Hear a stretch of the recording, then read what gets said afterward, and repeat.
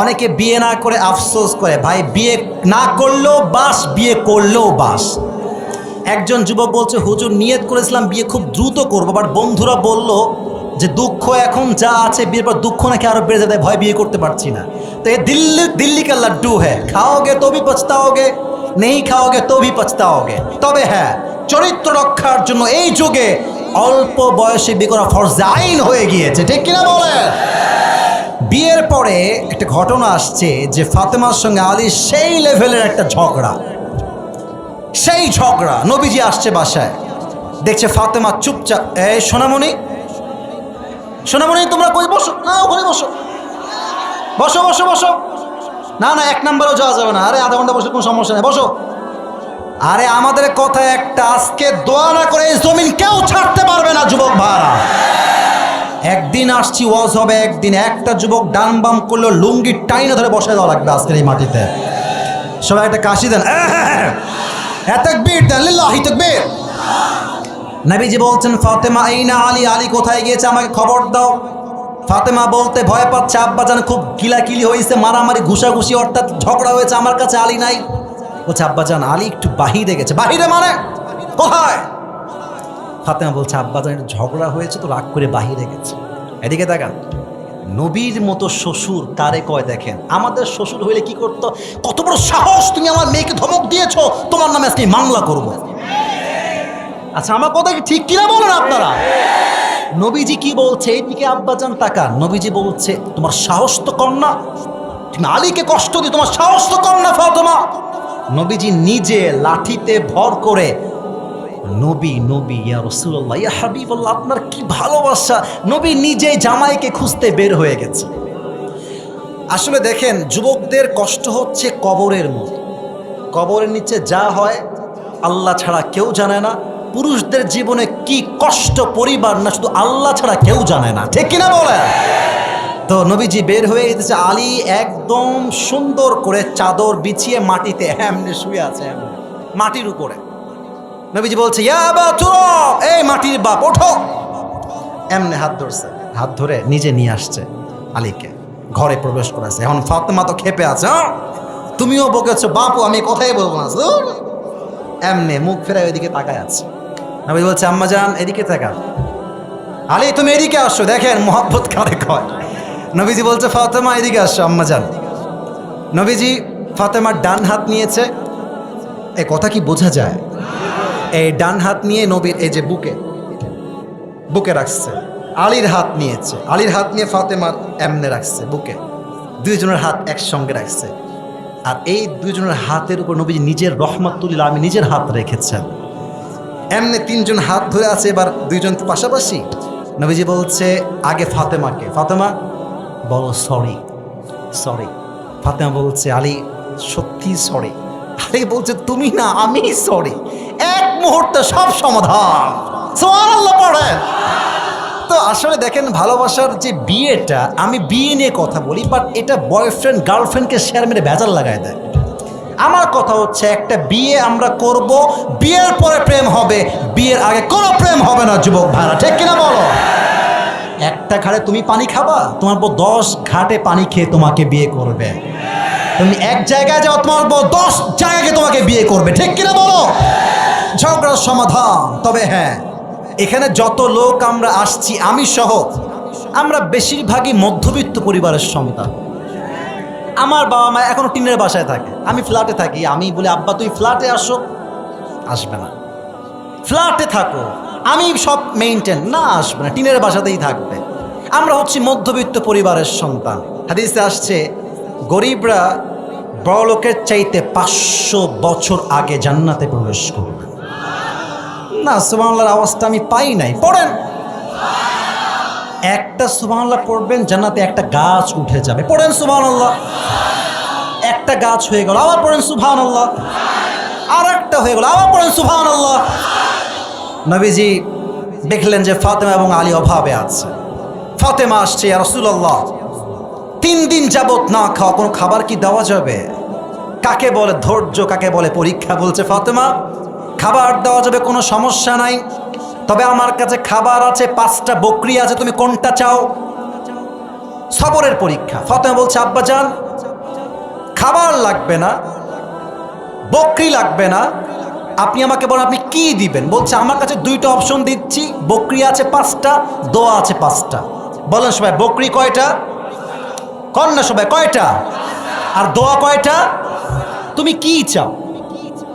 ফাতেমা বলছে আব্বাজান এত ক্ষুধার্ত, বলছে আব্বাজান বকরি লাগবে না, আপনি 5টা দোয়া শিখাই দিলেই আমি খুশি হয়ে যাব। আপনারা পড়েন সবাই, ইয়া আউয়ালাল আউয়ালিন। মুরব্বীদের আওয়াজ পায়, যুবকদের আওয়াজ পাচ্ছি না। ইয়া আউয়ালাল আউয়ালিন, ইয়া আখিরাল আখিরিন, ইয়া দাল কুওয়াতিল মাতিন,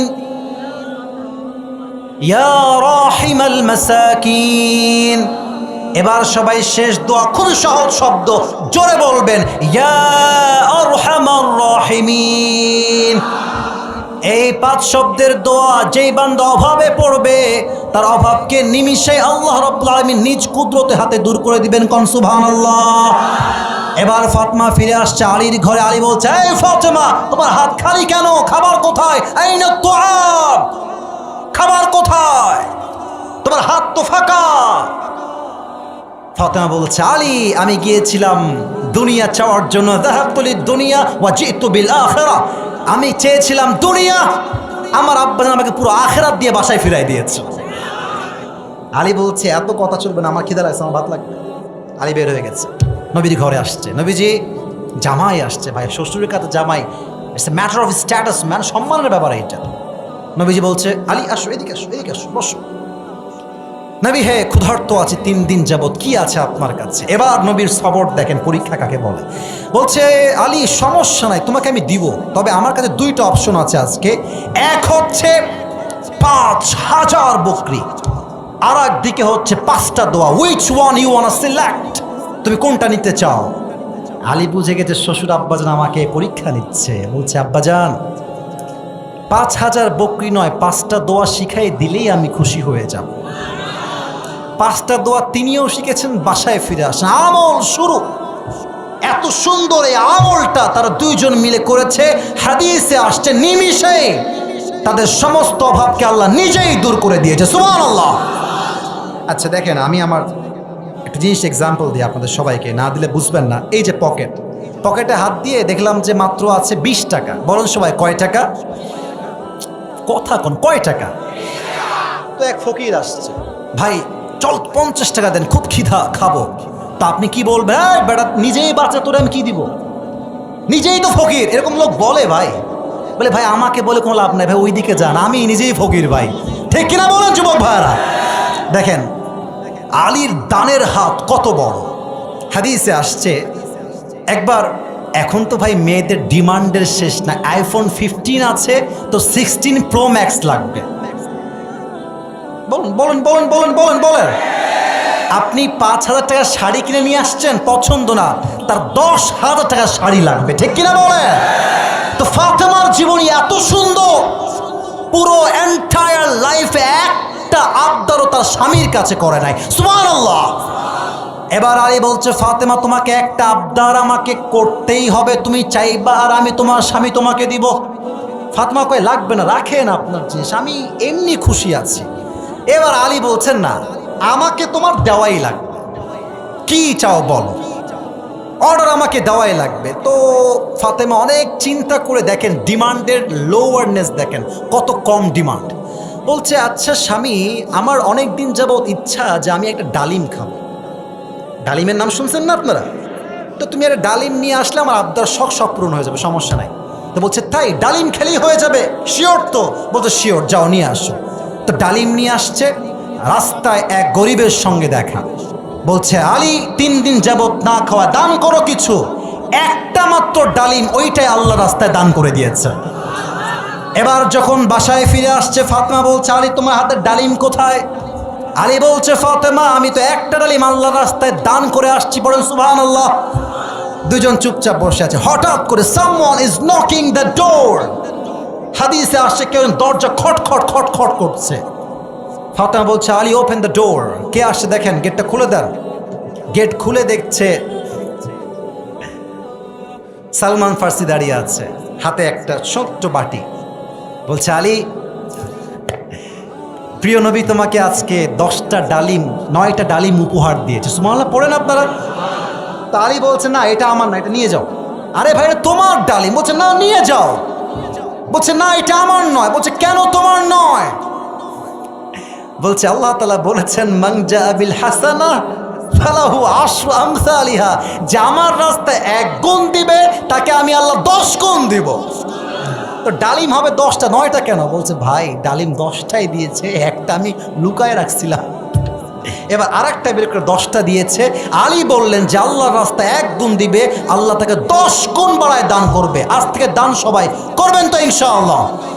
সর্বশেষ একটা হাদিস বলেই শেষ করতে চাই, যদি আপনাদের পারমিশন থাকে কমিটির বক্তব্য অনুযায়ী আমি আমার টাইমে শেষ করতে চাই। তবে হ্যাঁ, কিছু লোক আছে ভাজা খাওয়ার জন্য আসে, কিছু লোক আছে বক্তার চেহারা দেখার জন্য, কিছু লোক আছে মাহফিল পরিবেশ দেখার জন্য আছে।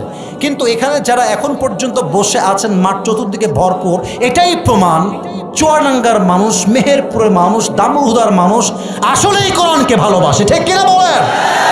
আমি শেষ হাদিস বলার আগে একটা আবদার করতে চাই, একজন যুবককে চাই, এই স্টেজ থেকে না, এখান থেকে বা বাম থেকে ডান থেকে একজন যুবক যার বউ নাই, সিঙ্গেল, ও দাঁড়িয়ে একটা বাঘের বাচ্চা মতো তাকবীর দিবে। কে আছে দেখি? লিল্লাহি তাকবীর বলবে। হ্যাঁ জোরে ছড়ে দিবা তাকবীর।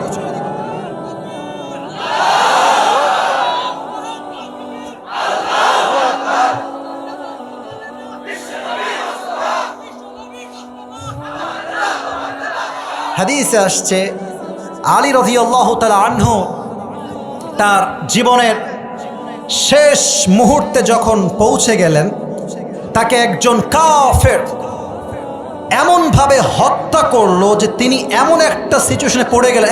ওই দুজন কয়ে যায়, এই যে 11:30 বেজে গেছে, উঠা শুরু হয়ে গেছে। মুরব্বি মুরব্বি বসেন, একজনও উঠবেন না, সবাই তাকবীর দেন, লিল্লাহি তাকবীর। আচ্ছা যান, তাহলে ওই হাদিসটা বলছি না, শেষ করছি। আচ্ছা আমি বলি, আমি সারসংক্ষেপ করছি, কারণ আমাদের টাইম যে দেওয়া আছে টাইমে শেষ করতে হবে। আলী রাদিয়াল্লাহু তাআলা যখন মারা যান, তাকে মসজিদের ভেতরে হত্যা করা হয়েছে। এবং আলী রাদিয়াল্লাহু তাআলা আনহু এমন একজন সাহাবী ছিলেন যার মৃত্যুর পূর্বে আল্লাহ তাআলার নবী নিজেই ঘোষণা দিয়েছেন, আলী হবে আমার জান্নাতের সাথী। কোন সুবহানাল্লাহ। আমি যে হাদিসগুলো বলেছি আমি এখন রিপিট করছি। যুবক ভাইয়েরা পুরস্কার যারা পেতে চান অ্যালার্ট হয়ে যান। বলেন তো সবাই, আজকে যেই সাহাবীর আওয়াজ হবে না একদম, যেই সাহাবীর জীবন থেকে আমরা কথা বলেছি সেই সাহাবীর নাম কি? এক বাক্যে সবাই বলেন। বলেন তো সবাই, আলীর স্ত্রীর নাম কি ছিল? আচ্ছা আমি প্রশ্ন করছি, সবাই বলেন আলী রাদিয়াল্লাহু তাআলা আনহু কত নম্বর খলিফা? হাত তুলে বলেন কয় নম্বর? তাকে জান্নাতে যাওয়ার সংবাদ স্বয়ং নবীজি দুনিয়াতেই দান করেছে। কোন সুবহানাল্লাহ। আমি সেকেন্ড চ্যাপ্টারে বলেছিলাম একটা লম্বা হাদিস, আলী কতটা বাহাদুর, কতটা বীর পুরুষ। আমরা জেনেছিলাম যে আলী রাদিয়াল্লাহু তাআলা আনহু আমর বিন মারহাবকে তার জুলফিকার দিয়ে এমন একটা আঘাত করেছে, তার পুরো দেহ 2 ভাগ হয়ে গিয়েছে। এটাই শিক্ষা, মুসলমান যখন ডিফেন্স করবে এমন আঘাত করবে বাতিলদের মস্ততা কাঁপিয়ে দিবে। যুবক ভাইরা ঠিক কিনা বলো? 2 নাম্বার শিক্ষা হচ্ছে আমরা বীর বাহাদুর হয়ে বাঁচবো। সাইদি সাহেব বারবার একটা কথা বলতেন, বিড়ালের মতো 500 বছর বেঁচে থাকার কোনো দাম নাই। যুবক ভাইয়েরা, সিংহের মতো 1 ঘন্টা আমরা বাঁচতে চাই। হয় মরবো, জীবন দিব, নয় আল্লাহর রাস্তায় শহীদ হয়ে মরবো, নয় আমরা এখানে জমিনে আল্লাহর দিন কায়েম করেই বাঁচবো। ঠিক কিনা বলেন? 3 নাম্বার হাদিস বলেছিলাম বিয়ের ব্যাপারে। বিয়ের ব্যাপারে নবীজি টাকাকে প্রায়োরিটি দেন নাই, সম্পত্তি দেখেন নাই, চরিত্র আছে যেখানে মেয়ে দিব আমরা সেখানে। ঠিক কিনা বলেন? যারা জাস্ট বলে টাকা চাই টাকা চাই, টাকা হলেই মেয়ের বিয়ে দিব, কসম করে বলছি অনেক মেয়ের বিয়ে হয়েছে কোটিপতির ঘরে, আরেক মেয়ের বিয়ে হয়েছে গরিবের ঘরে। বড়লোকের ছেলে চরিত্র খারাপ, সুখে নাই, গরিবের মেয়ে গরিব জায়গায় বিয়ে করেছে, আল্লাহর দেওয়া রুজিক খায়, শুকর আদায় করে, সেই তো অনেক খুশিতে আছে। যুবক ভাইরা ঠিক কিনা বলো? অতএব 3 নাম্বার শিক্ষা, বিয়ের ক্ষেত্রে টাকা পয়সা নয়, চরিত্র আছে যেখানে বিয়ে হবে। ওখানে একটা কথা অ্যাড করেছিলাম, একটু মাথায় ঢুকে দেন যুবক ভাইরা, টুবিখা পাওয়ার ক্ষেত্রে কাজে আসবে।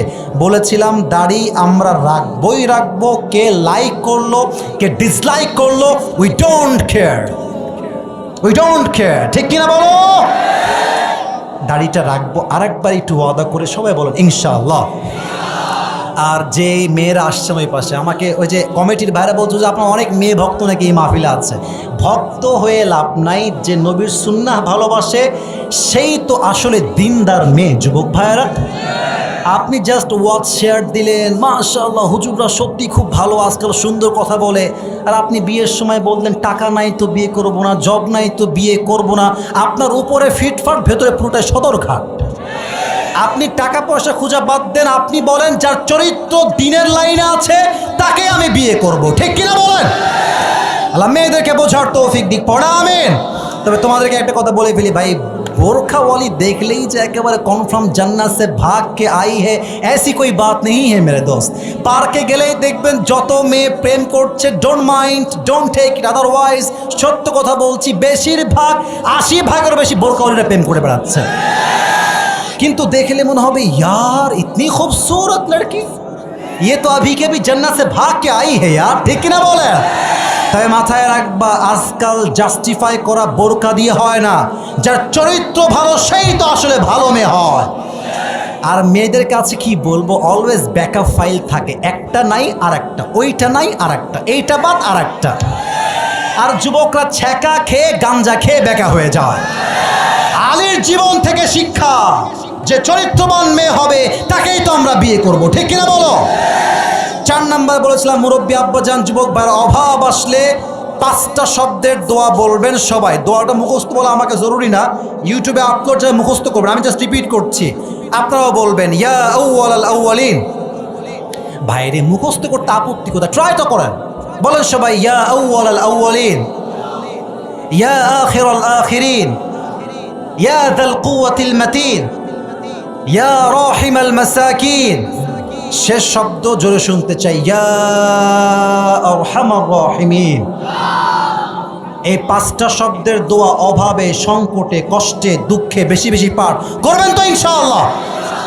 এবং সর্বশেষ আমি বলেছিলাম, আলী রাদিয়াল্লাহু তাআলা আনহু যখন মারা যান, তাকে হত্যা করা হয়েছে, তিনি শহীদি মর্যাদা পেয়েছেন এবং তাকে আল্লাহ তাআলা জান্নাতি মানুষ হিসেবে কবুল করেছে। সকলেই পড়েন সুবহানাল্লাহ।